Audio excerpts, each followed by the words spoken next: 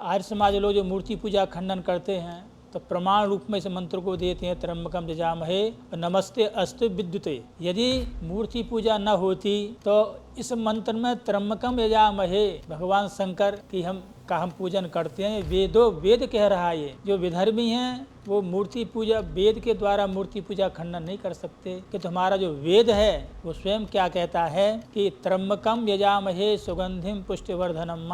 हम 3 नेत्र वाले, जिनके 3 नेत्र हैं वो कौन है? त्र्यंबको रुद्रस। त्र्यंबक माने रुद्र, अर्थात 3 अम्बिकानि नेत्राणि यस्य इति त्र्यंबको रुद्रः। इसके 3 नेत्र हैं ऐसे भगवान कौन है? त्र्यंबक माने भगवान शंकर है।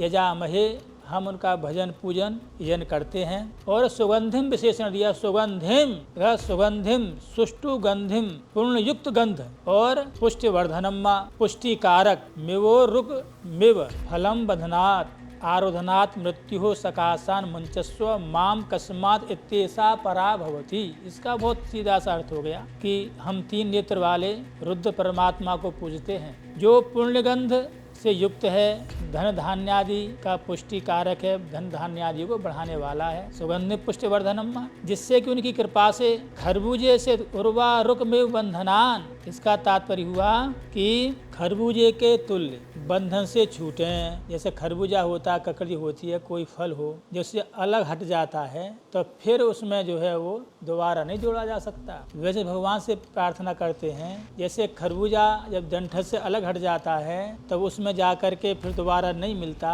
वैसे ही उर्वा रुक में बंधनान अर्थात बंधनान आरोधनात् मृत्यु सकाशान मुंचस्व, अर्थात पुनः आवागमन के चक्कर में ना हो, पुनः मृत्यु को प्राप्त ना हो, किंतु अमृतात खरबूजे के तुल्य इस बंधन से तो छूटें किंतु अमृत से ना छूटें, अर्थात आपसे हम न छूटें। तो ये आपका बहुत सीधा साधा अर्थ हो गया।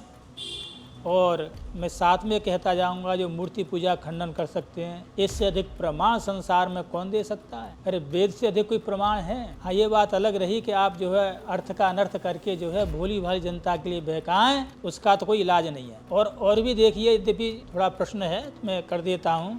दूसरा, जो मूर्ति पूजा आर्य समाजियों के, जो आर्य समाज में जो विधर्मी हैं, जो मूर्ति पूजा खंडन करते हैं, वो सनातन धर्मियों को कुतर के द्वारा, जो हमारे कुछ गांवों में भरे रहते हैं बेचारे, उनसे अपना कुतर के द्वारा उनके लिए कहते हैं कि नहीं, वेदों में कहीं मूर्ति पूजा का विधान नहीं है। दूसरा देखिए, नमस्ते अस्तु विद्युते, मैं बिजली रूप ब्रह्म को प्रणाम करता हूँ। नमस्ते नवे, मैं गर्जना रूप ब्रह्म को प्रणाम करता हूँ। नमस्ते अस्तु अस्मने, मैं पाषाण रूप ब्रह्म को प्रणाम करता हूँ।